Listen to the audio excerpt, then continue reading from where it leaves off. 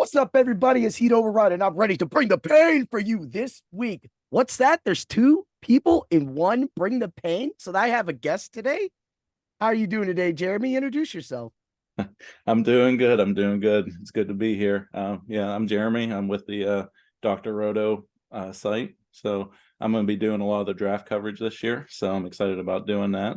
So that's what we're here, I think, to talk some IDP players, correct? That is correct, man. I was coming up all kind of all sorts of weird like show names and stuff. So I came up with Dynast Heat. There you And go. I just like I'm always doing these crazy little things. I have to have some little add throw in some extra sauce in there. So Sure. anyway, I wanted to just get it started off and everything. So tell everybody where you can find you at. Let's get that out the way and everything. Sure, we can do that. Yeah, I'm on Twitter at Miller88 Jeremy. So you can find me there. I have a lot of good draft coverage and good NFL coverage out there. And then you can find me at the Dr. Roto site as well. So you can come on over there, and that's where everything will be for the draft coverage and everything. So, and I'll be putting out articles and links and everything in my Twitter. So you can get everything there and just hop right on Right. over. That's right. That's right. We're gonna definitely get those reshared, followed, comments dropped. That's what we do. Support each Exactly. other and get everything going. So I Exactly. came up with practically, my model for the scoring system. So I wanted to just throw two players out there before we get into the three players that we're highlighting today from college. Okay. So Max Crosby, through his year this year, just this year, he was about an 8.21 average per game. So that kind of gives you an idea of where defensive ends should be. And Okay. then Sauce Gardner, didn't really have a lot of interceptions, but that's not what I was looking for. I Hmm. got a good average on him at 3.97. That's not too bad either. So Right. that's about going to be your average points. So going forward, when we discuss the points and around the averages and how much they can put on top of that towards scoring, and everybody has different IDP scoring, of Right. course. So that scoring right there is off of a 1 point for like a pass defense. Of course, sacks are 3 points, total tackles 1 point. That's the idea of what we're going off of. That seems Yep. about right, right? Yeah. Yeah. That sounds right. That seems about the basic for what people will be doing, correct? That is. And when you brought up that you were into college and everything like that, I was like, I just don't have a lot of time through all the point fighting and Hmm. everything. So we have NFL on, and of course we have wrestling on, and Yep. then it's baseball during baseball season. So what brought you to the college game? Was it just starting the college game and then you went to the NFL, or did you go vice versa? Did you go NFL then college? I went NFL and in college, but I played college football as well. I played football at St. Francis University, so I played there Nice. for 4 years. So I've been doing football and baseball actually my whole life ever since I was like 5 or 6. So I decided to play football in college instead of going the baseball route, but I could have gone either way. But I enjoy both sports and I love football. And it kind of got the NFL was always my passion, kind of like what I love the most. And then college just kind of blended in from there, and then everything just kind of took off after that. So. That's awesome. That's Yeah. awesome. That's exactly what, and that's the good why Doc brought you on is because of your knowledge, your expertise, being able to, you played the game.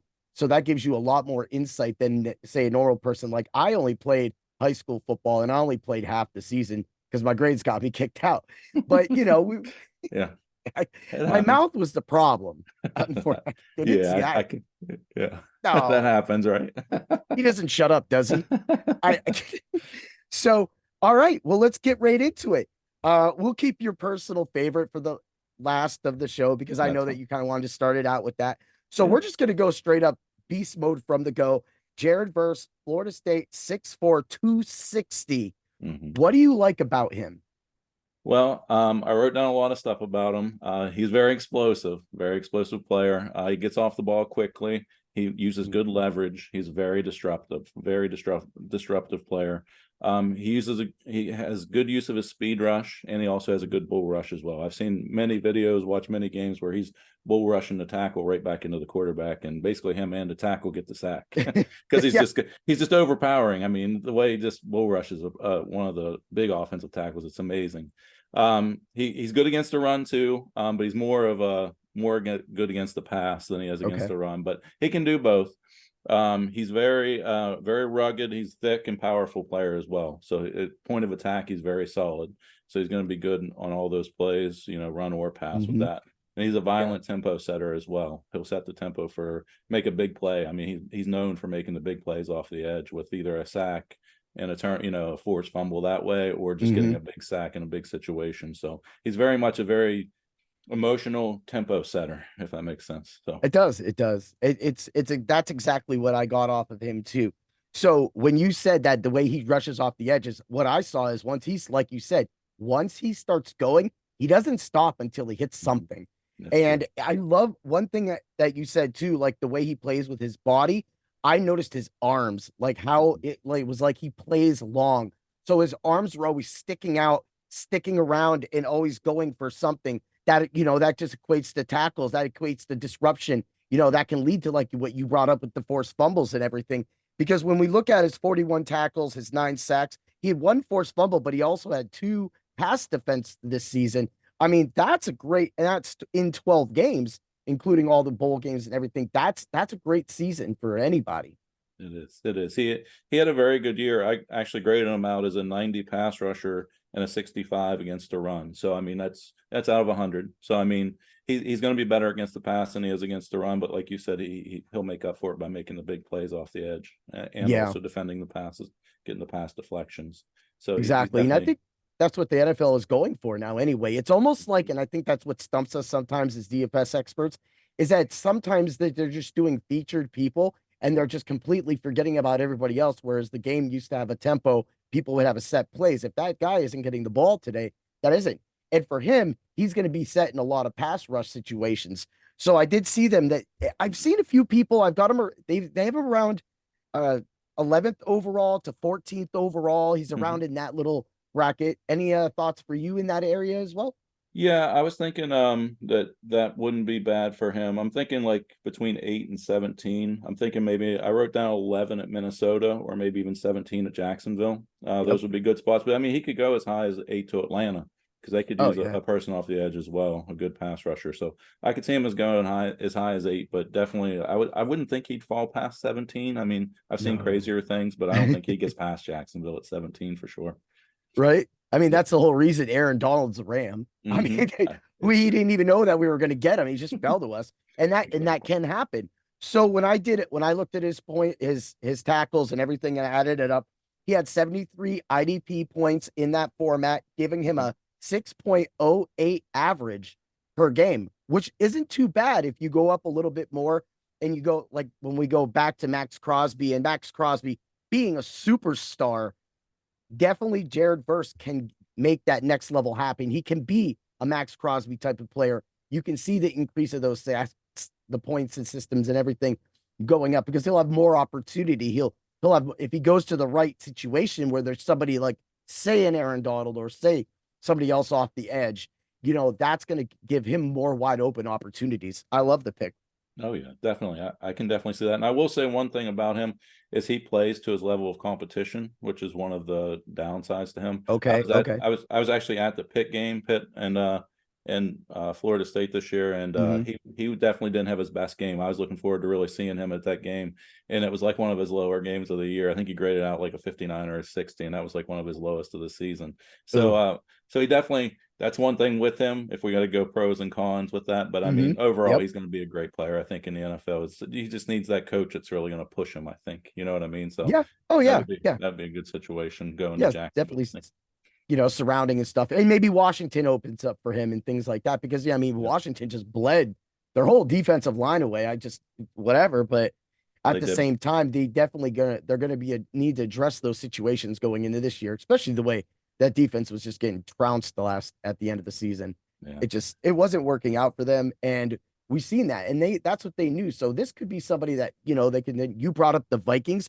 Vikings would be Mhm. perfect fit. And that again, when you brought that up, that's exactly where I was seeing him going. It was 11 Vikings. Yeah. That's from a few of the mock drafts that I've seen run and that a few people had on different sites. And that just seems to be where about it's going. So that's, hey, when you need that edge and you're in a dynasty league and you don't have an edge like me, I have some old ends for other than I have Hutchinson, Right. then this is a guy for me that I would look at maybe second round in a 16 team dynasty league Mhm. because this is going to give me a powerhouse for the future and somebody that's able to step in from the go. Yeah, yeah, I can definitely see that. I would definitely draft him. I'm in a couple IDP leagues myself. I think I know I'm up to like 3 or 4. So I have Oh, moving I up. keep growing each year. So I keep getting more and more, it seems like. So it started with 1 or 2 and then it just keeps growing each year. But yeah.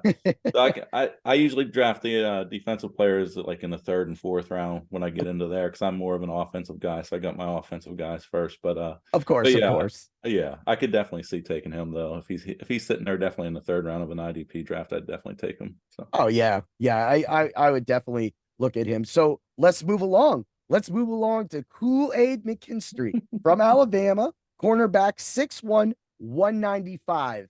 What do you see in this kid? well, he's actually my number 5 cornerback, actually. I have 4 guys ahead of him, and he's not one of my favorites actually for this draft. I mean, he's very talented, don't get me wrong, but I Mhm, think he's a little bit overhyped as one of the draft prospects coming out. He is very smooth, he's very athletic. Those are 2 things I wrote down. He has excellent ball skills. He can go get the ball. mhm. He's an excellent punt returner. That'd be one thing if a Yes. team's drafting him, he would definitely be able to return punts for you, and he'd be able to help out right away on special teams with that. Mhm. He's pretty good in the run game. He's solid. He'll come up and make the tackle. So he'll definitely do that. He has average play speed, and then he doesn't attack with his press coverage and man very well. He Yep. likes to sit back. He doesn't like to go up and attack and like get physical with the receivers most times. Mhm. And then his deep speed is another thing. So I want to see once we get to the combine what his actual 40 time is. If Okay. his 40 time is better, then I think that'll definitely raise his draft stock, and I could definitely maybe put him 1 or 2 spots higher depending on how that goes because he does have good ball skills. But I'm just concerned about his speed and his deep speed primarily. But Exactly. overall, he's a very good player. I mean, he'll probably be at the end of the first round. I was thinking, Mhm. maybe the beginning of the second round. But there's also a lot of good corners in this class. It makes him top 5, but he's definitely in my 5th out of the 5 right now. So. Yeah. Yeah, that's why I kind of went for him. It was also because, like you said, there's a hype around Mhm. Kool-Aid, and that just, I mean, the name alone, That's what I was gonna say. The name gets it. You know what I mean? the 'Cause name everybody gets loves the it. name. So he's going to definitely have to elevate his stats. So when you were talking about how he likes to come up and make tackles and play that, I saw a lot of that too. Mhm. We'll go over. He had 32 total tackles, 7 pass defense this year. But what was really different about it was the previous year he had 15 passes defensed, Mhm. and that's huge because when you said that he doesn't like to do press coverage, it's from what I saw is he kind of likes the ball to get near the receiver before he then initiates Mhm. contact, which is why I think that led to a lot of those pass defense that we saw. And he seems to take pride in breaking up those passes. Now, if somebody has strong hands, pulls that down, he's going to have a problem with that in the NFL. Like you said, he's going to have to learn how to press those guys first because if he doesn't get that initial press, then when he's trying to break up that pass, he may not be able, he may be too late. Right. Exactly. And I graded him out coverage wise. He's actually a little bit better in zone than he is with man, and you can Mm-hmm. see that with not wanting to come up and press and man coverage because I Yep. have him right. He has a 87 grade in coverage for me, and it's 74 man, 83 zone, and then he's an 83 in the run defense. So he will come up and make tackles. So he's Mm-hmm. like I said, he's a very good player. I want to see him be more physical. He's got to get more physical, and I want to see what his speed is for the 40 time at the combine, just to see for that.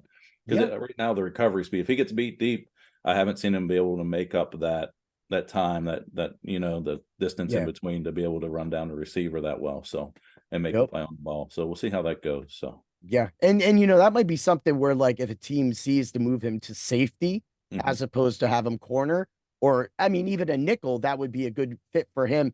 And he does have the skills, the ideal set to play that nickel corner, sit in the middle, bang with somebody like Travis Kelsey. Because Mhm. being 6'1", at least he has a little bit of He size to does. him. He's Yeah. not undersized. So he's got a little length, he's got a little bit. And I think that length does kind of help him as well, too, with a lot Mhm. of that.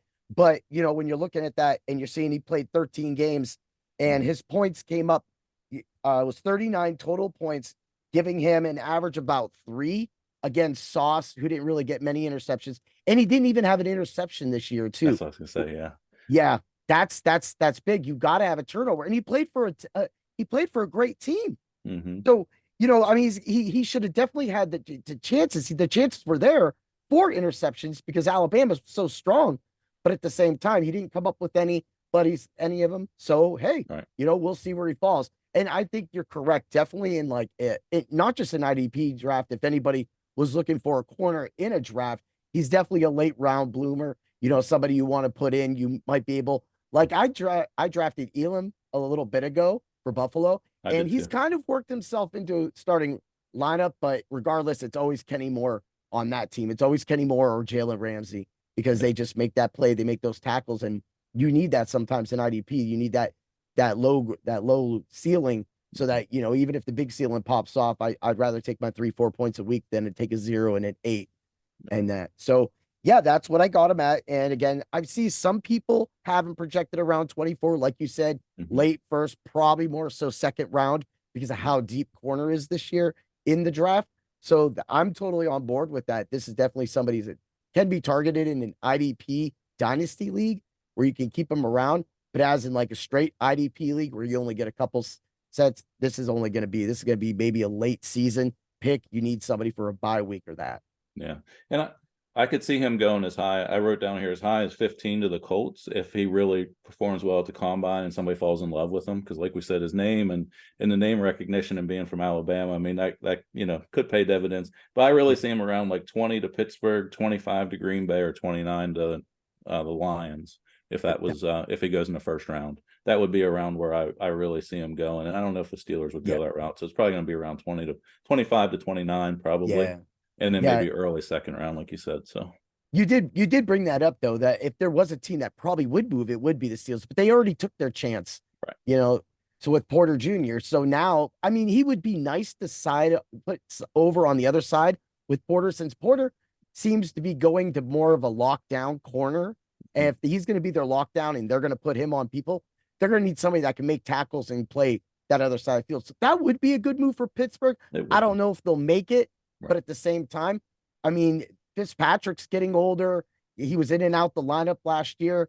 So, that again, that could be a move for them too. But yeah, definitely could see him fall to the second round and go through there. So, all Definitely. right, you ready for it? I'm ready for Yeah. it. Let's get My the guy. Chop Robinson, Penn State, linebacker, defensive end, edge rush, 6'3", 250, weighs in a little smaller than Jared Verse, but Mhm. man, is he explosive. Talk about what you see with him. I love Chop Robinson. He's probably one of my favorite IDP players this year. Just because he's not going to be real expensive too, which makes it nice. And he comes from my favorite team, Penn State, which isn't bad either. So, Yes. um, but yeah, like you said, he's very explosive. He gets off the ball very quickly. He's another one that's very disruptive, just like Jared Verse is. He has a good use of speed rush and bull rush. He's more of a speed rusher though, but he's very good with his hands. He chops well. He has a good swim move. See the chop? Yes. That's it. Hey, he got I it. did notice that a lot. And that's Uh-huh. that's huge for him. It is. It is. And that's Chop Robinson. It fits him perfectly, right? So he does that very well. One thing with him though, and I hope that he gets with a good team that can help him out, is he's very short and choppy steps when he's trying to get off the line of scrimmage. He's so quick that it works in college, but he needs to get a little bit longer stride so he can get a little bit more separation on the tackle and be able to use those swim moves and those chops, because with the short and choppy steps he might get caught up at the line of scrimmage. But he's very good against the run and the pass. I graded him out as a 92 against the pass and a 76 against the pass, or against the run. I'm sorry. So 92 against the pass, 76 against the run. So very good on both grades there. He didn't get a lot of sacks in college, but No. he got a lot of pressures. I think I wrote down that he had what do you have? I think he only played in 10 games this year, but he had like 18 pressures, I think it was, on the quarterback. And the year before was actually a better year for him because he played this year. He was a little banged up, where he got 12 games in 2022, and Yep. he had more sacks in 2022 as Yeah. well. So, but he's a very good player. I mean, he's a guy that I would love to see go to the Houston Texans and pair him on the other side with Will Anderson, and they Ooh. would just be that defense would be crazy. Ow. Because if you Ah. get him in there with D'Amico Ryans, there'd be no See, stopping that's those. it. That would Yeah, be him. It would be yeah, Ryan's that would definitely be the guy that would be able to elevate him. You yeah. know, so he's going around the 19th projected. Mhm. I see them try people putting the Rams in there, and I'm like, Yeah, yeah. hey, I'm liking that. I'm liking that. Oh And yeah. of course, being a Penn State fan myself, Right. That's exactly what I saw with him too. You know, those short, quick steps, they Hmm. may not pay off because once you get to the NFL, the tackles get a little bigger, Oh the yeah. guards get a little faster. Oh yeah. And then when you're coming off the side, whether a guard's pulling, you have to make that extra rush. If you don't get out there long enough or even fast enough, and that's what you said when you said about his not having a lot of sacks, but Right. having a ton of pressures, that comes with the speed. So under if a team is paying attention to Will Anderson, then that's when this guy is going to come around and make those sacks. So definitely if he can get put on the other side of a great defensive end, and you're going to get him for a steal. Oh yeah. You were spot on with that. To get him late into drafts in late in IDP drafts, especially a dynasty league, this is somebody that look, a lot of people, if you a lot of people do roulettes or whatever way they have a way of determining your draft order. If you're not picking until 15 or 16, and then you don't do a snake draft and you're not picking again until the end of another draft, you are going to have to look at a player like this with your second pick if you're weak at defensive end, because you're not going to have a chance at verse, because even by being the 16th pick overall, 15th pick overall, and say that 16 team dynasty, you're Mhm. so far in the back, you're not going to sniff any of these players. So again, that even goes back to like you'll only have a shot at players like McKinstry and Chop Robinson, unless you get another Penn State guy in the league, which sometimes does happen. It does happen. It's true. And the nice part about him too, and being able to get him late, is I do have him as number 4 on my Mm-hmm. list, even though I Yeah. like him a lot, because you got Lutue, and then you got Dallas Turner, and then you got Verse, and then I have Chop Robinson, and Mm-hmm. then so he would be number 4. So, and I think he has a ton of potential. And like you said, going in the back end of the first round in the NFL draft, a lot of people might not necessarily want to pick him right away in IDP. So it works out perfectly, and it fall right into my Yeah. lap in my rookie drafts for the IDP side. So Yeah, yeah, and that's where look getting little trades in the dynasty goes, because sometimes somebody could have a better draft pick. So where like I have somebody else's third pick in the Dr. Roto dynasty league. So it's like, hey, mhm. just give me, hey, maybe you get that early run where I have a later pick, but then I have that pick coming back around, and that's exactly something that I would be looking for. So when I did his points, he was around 5.24 points a game, which again going towards the Max Crossley level that I decided to use. No, yeah. It's close, it's right there, and there's so much untapped potential. We need a full season. We need good coaching around him, as you Mhm. brought up with Ryan, and that will give us a full season to see this, because I definitely think with that pass rush ability, he should be able to get a chance at 10 sacks, maybe 12 sacks in his rookie season on the right team. I mean, Right. Anderson had stepped into the right opportunity, so he was able to play a lot this year. So that's something that Chop needs to step into. Oh yeah, I definitely agree with that, because he has all the potential. Just need somebody to harness that potential. Because I even wrote down Kansas City as one of the teams at 31, so Oh they could yeah. use them as well. So I mean, Oh if he yeah. could get in there with Spags or D'Amico Ryan's, I mean, those would be great fits. And yeah, like you said, I could definitely see 10 to 12 sacks easily. Oh So man, dude, if he made it to Kansas City, I yeah, mean, I you wouldn't even need Chris Jones anymore. Just yeah. just ship him out. I mean, I know I that. don't know if I go that far, but yeah, Yeah, he'd be a good yeah, fit with Chris Jones, though. yeah. Chris Jones is probably going to have a 3-sack Super Bowl now, and they're gonna be Exactly. like, okay, what were you saying about Heat override? You uh, say you're an IDP hero, but I that think man I just should. had 3 sacks. I know. I think I should go put some money on him for the Super Bowl now. Listen to I had to. I remember the first time was it when Frank Clark. I had Frank Clark his first yeah. sack, and I had Frank Clark as a sack, and that paid off really well in Oh that yeah. Super Bowl. But then they got a little like they hide a lot of those things now with the defense. They Like do. FanDuel, they don't even start them until the games actually start, so you don't get a lot of props or anything Yeah. like that. DraftKings you can, but then Yeah. FanDuel's like once that game starts, then they start throwing them up, and that's where I've been seeing a little Mhm. bit of fun, like live betting Oh yeah. and going into those tackles, because sometimes they slip up on some people, Oh and yeah. they'll have somebody like Roquan Smith. Like when I caught that a couple weeks ago, they have Roquan Smith. They had him at a 8.5, and yeah, Okay. it was I think it was a negative 114, and I'm like, you got to jump on that, because that was it's Roquan Smith. Oh yeah. He's gonna play. He's gonna get tons of tackles. He's always around the ball. It's true. So it was that, and then in the same game, it was this was the game against, actually it was the Kansas City game. They Okay. had Bolton. Bolton was a 9.5 plus.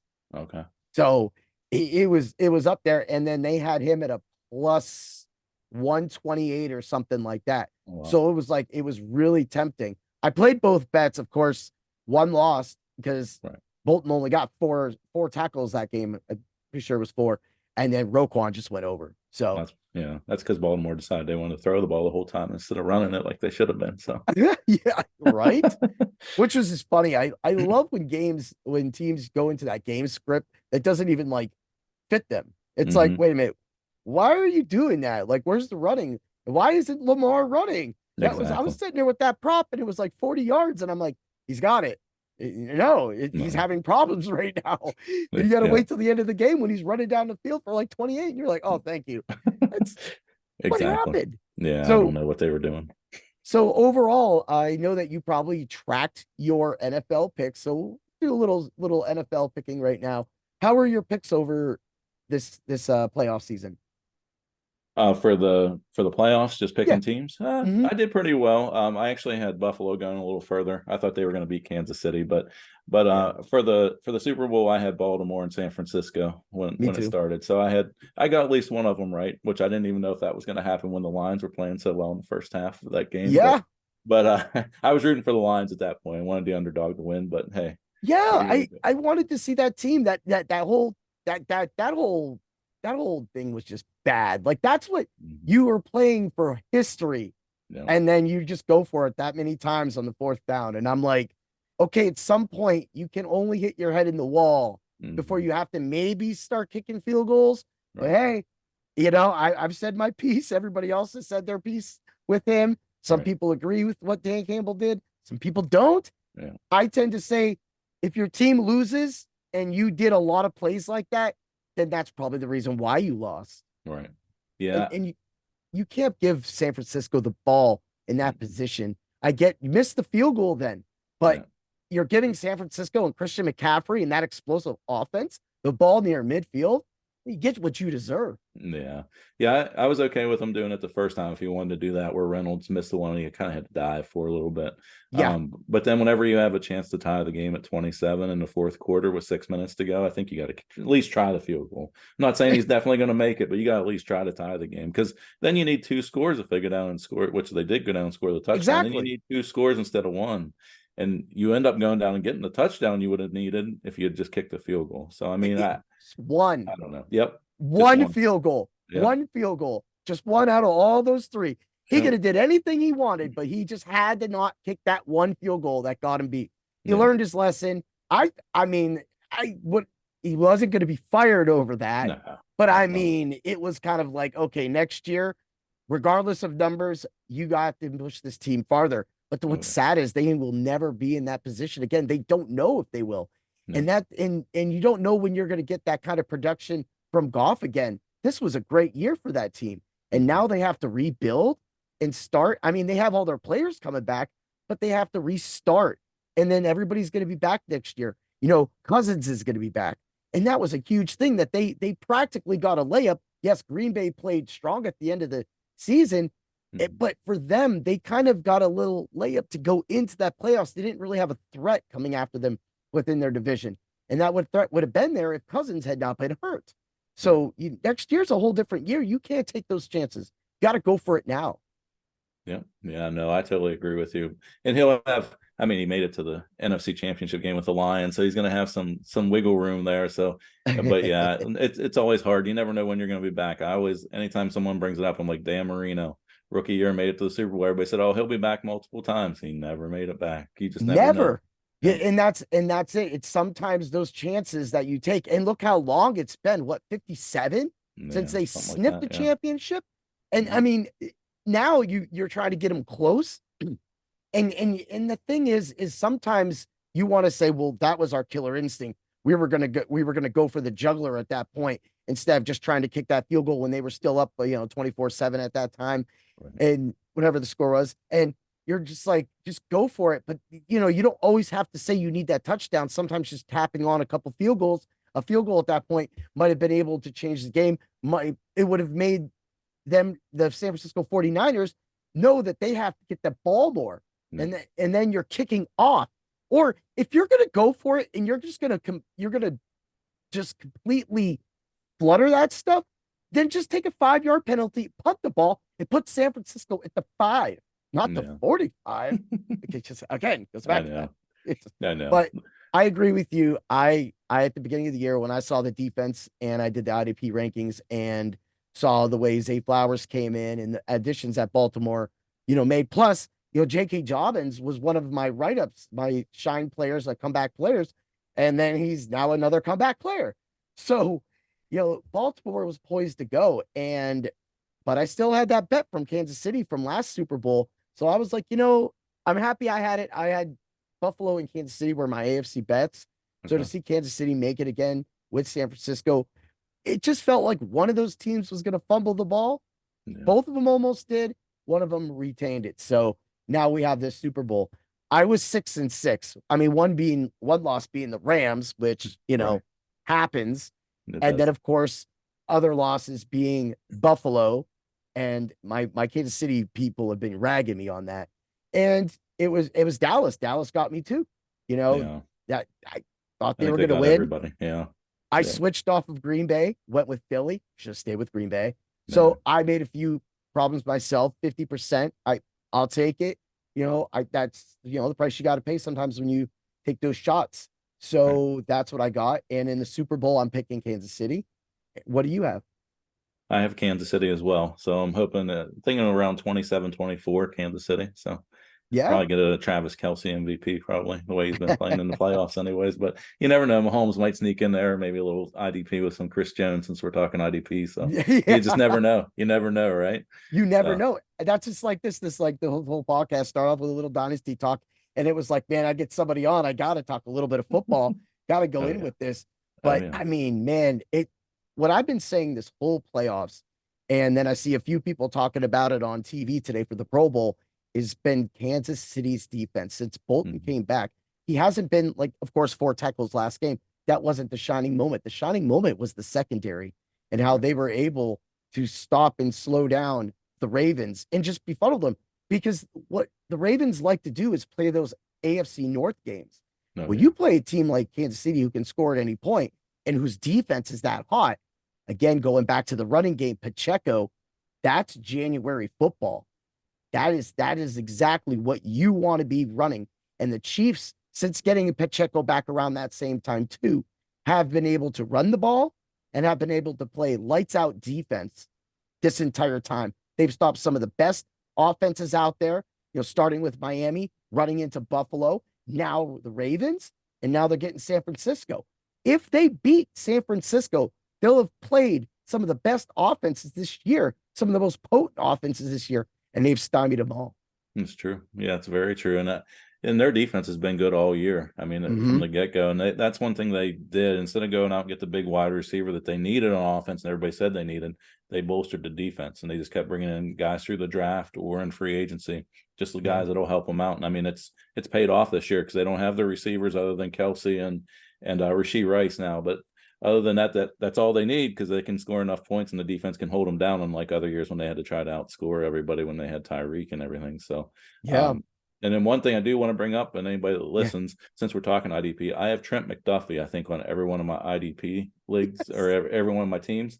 And he's like spectacular for me. So I don't know Oh. how the scoring is for everybody else's leagues, but I'm so glad I drafted that guy. I drafted him late in everyone when he was a rookie there 2 years ago, and it's paid Oh off man. ever since. So I'm the same way. So my guy is Kenny Moore too.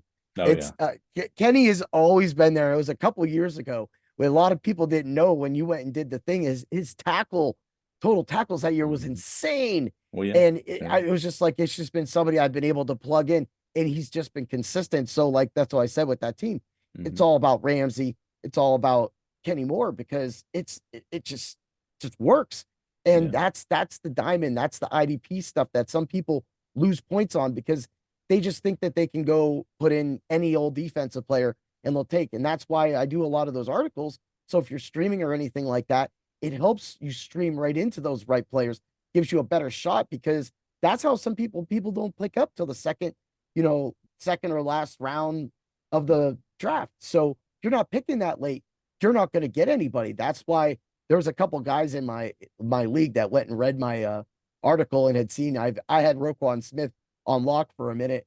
So they drafted practically offensively and defensively. They drafted my entire team right before me. It was sickening, this whole draft that I went into, because I was the returning champ. And Yeah, I'm like, okay, guys. And then that's when I pulled out Franklin. And nice. it was just, and that worked out completely. And I had him in my second tier, but he was like, highlight that if you're not going to get, everybody else is going to go for Bobby Wagner. They're going to go for names that they Mhm. know. They're not going to really go for Franklin, because at that time Leonard was still on the team too. Yeah. And that's who they would have went to. And they all went to those players, and then boom, he just fell. And then I just streamed defensive end and safeties all year long. I even threw in Keyshawn Nixon at one point for kick return points, which you were Oh, bringing up with when you were talking about Kool-Aid McKinstry oh, yeah. and his return. That was, yeah, I think it was 2 years. It was 2 years ago. He had around, I think, around 350 yards return. Oh, And yeah. last year, I want to say he was around 90. Hmm. So I'd like to see him go to like run that nickel corner and Hmm. like a Keyshawn Nixon, and then start getting those punt return yards. Because for leagues that actually credit that, that's huge.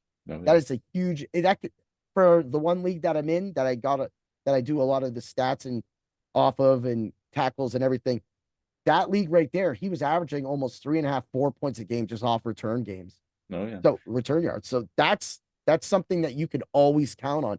And again, that's great for IDP, because at any point, if he gets a big return, or if he gets a chance to start when Alexander went down there Mhm. for a few games, and he was able to come in and play and get around, 5, 6, 7 tackles and get some pass defense.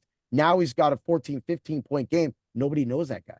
That's true. That's very true. Yeah, because I had a guy. It's not IDP, but well, it's an IDP league, and we do the return yards. But it's Jamal Agnew from the Jaguars. He's a receiver that you would never draft in your redraft leagues, or even really in your dynasty leagues, unless there's return Hmm. yards. And I drafted him, and he was like we start. It's called the 22 deep league. So we start 22 players, 11 on offense and 11 on defense. Okay. And he was like a fourth receiver that I could throw in as a flex, and he would always get return yards, and he would always pop off that one touchdown on a bye week. You know what I mean? When you Yep. would need it the most, because you had so many players on bye. He's just one of those guys that, hey, you got injuries, you got bye weeks, to throw him on in there because he's going to get you return yards. So you Exactly. need guys like that if you're in a league like that. So No, you're right. McKinstry You're could right. be that guy for sure. He could be that guy. So Yeah, that's the dig, and that's all the information that you'll get at drroto.com. That's exactly. stuff, that's the information that we provide. It was great to actually get it. I mean, now that I see, and now that you announced that you're doing a lot of the draft coverage and everything. So, every year we do the draft live. So I can't wait to do that, because I know that's always a bunch of fun. And it goes for like 4 hours. It's Oh insane. yeah, it's So crazy. And then over the 3 days, which is always fun too. So yeah, it is. All so right. yeah. Well, we're inside the last minute here, so we're gonna wrap things up. Jeremy, it was great to have you on Bring the Pain. Hopefully, Yeah. we definitely got to do this again, because there's going to be more players coming out. We should definitely do some offensive players. Yeah, we can do that too. We can definitely do that as well. And then we can do the IDP. I'm just now getting into a lot of the IDP players and stuff like that. So I've been focusing more on the offense. So just I did a little cram session on these three guys a little bit more, so I could get this, going and get some good Yep. information for the pod. So worked out well. I appreciate you having me. Hey, anytime, man. You have a great day, and always remember to bring the pain. Have a great day, everybody. You got, thank you. Bye bye.